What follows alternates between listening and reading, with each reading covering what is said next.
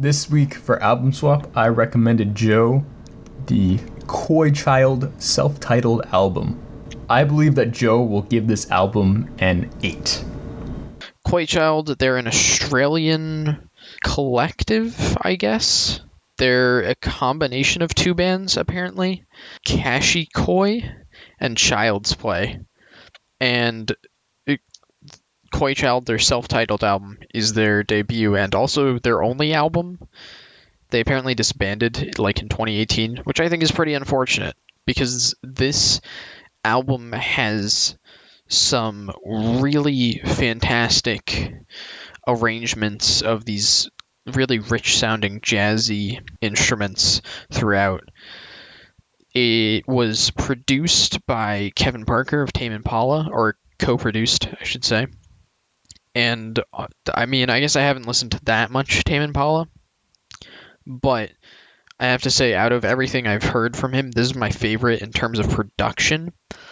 The instruments are super jazzy. They're really rich and full sounding. There's also this kind of psychedelic tinge to some of the stuff on here. It's not like a main feature, but I'd say it's there enough so that I notice it. I really enjoy that. I think the instrumentals are easily the strongest part of this album. Yeah, I definitely agree with that. What keeps me coming back to this album personally is just how vibrant and colorful the instrumentals are on this album. The incredible sort of just jazziness of it all, I think, really complements the feel of the album well.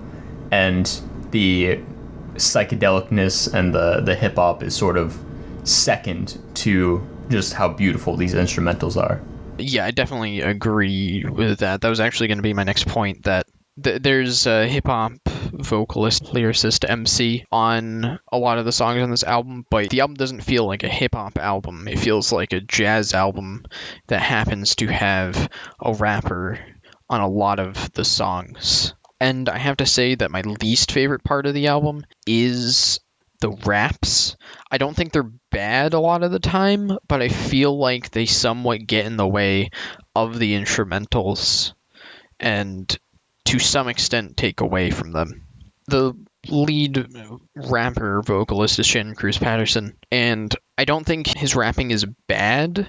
There's actually quite a few times where I actually really enjoy some of the lyrics he has, and he reminds me a lot of Logic, but a bit more unique than Logic with just his flows and everything. They feel a bit more his, but I do think the flatness he has in his voice, while sometimes being a good contrast, ultimately holds back some of the instrumentation. Oftentimes, I find that when it's him rapping, the instrumentation just kind of holds one beat, and you don't really get the experimentation that I think feels really colorful and wonderful on a lot of these tracks. One thing that I do enjoy is a lot of the tracks where he is rapping is that there's usually 2 minutes of instrumentals towards the back of them, and those parts of the tracks for me are always the best parts. I don't think his vocals bring down the album too much, but I do think that at points it gets a bit monotonous.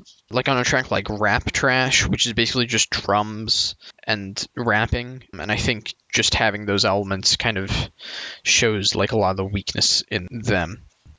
But then you have a track like Black Panda right before it, which I think is probably the track where those two elements of the instrumental and the rapping combined for something really fantastic. I don't think the vocals always take away, but I do think there's quite a few tracks where I would rather just listen to the instrumentation than have the rapping over it. Yeah, I can definitely see where you're coming from. There are tracks here, personally, Frangie Panty is one of my least favorite tracks, where I just end up tuning the vocals out and focusing on the instrumentation. Yeah, I definitely agree with that. Frangie Panty, for me, just feels like it's kind of missing something with the instrumentation. I also want to talk about how a ton of these tracks, Wumpa Fruit or Touch 'Em, or even the intro Grease, they just have such incredible instrumentation to them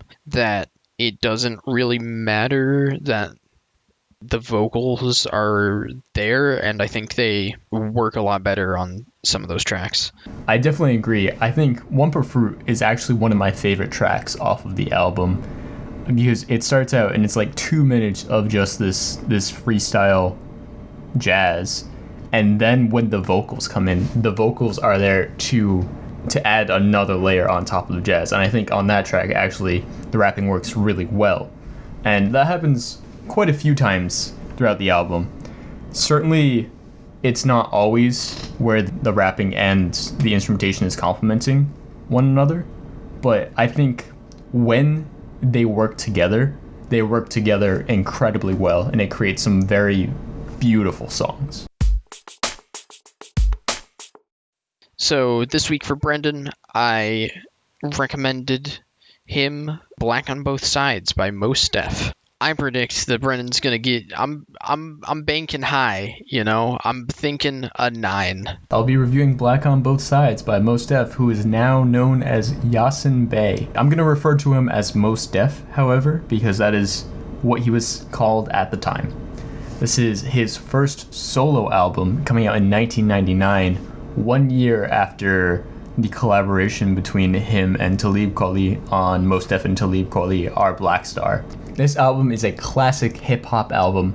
I had never gotten around to listening to it until now.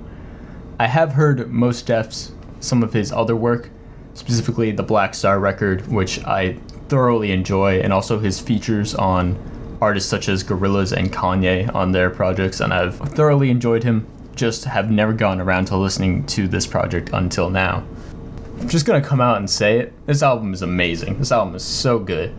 The production on this album is easily one of the highlights, in my opinion. It is incredible how good the production sounds, considering there are a wide array of producers on this album. There's at least 12, so I would think that would lead to some inconsistent production, but it is, in fact, the exact opposite. The production is so consistent. It's consistently good.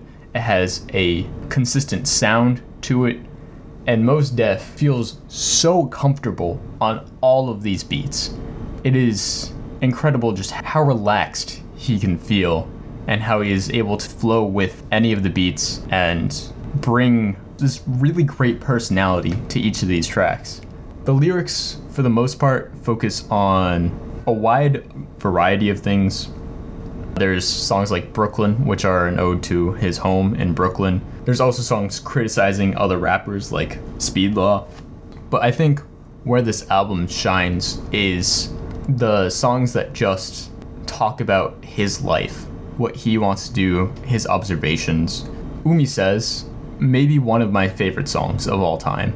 Umi Says is so beautiful, it is so heartfelt, it is so sincere, and it has this beautifully put message. Other highlights for me, I'm gonna shout out Love and Got. Both of them just incredible hooks, incredibly catchy. There really is no such thing as a bad hook on this album.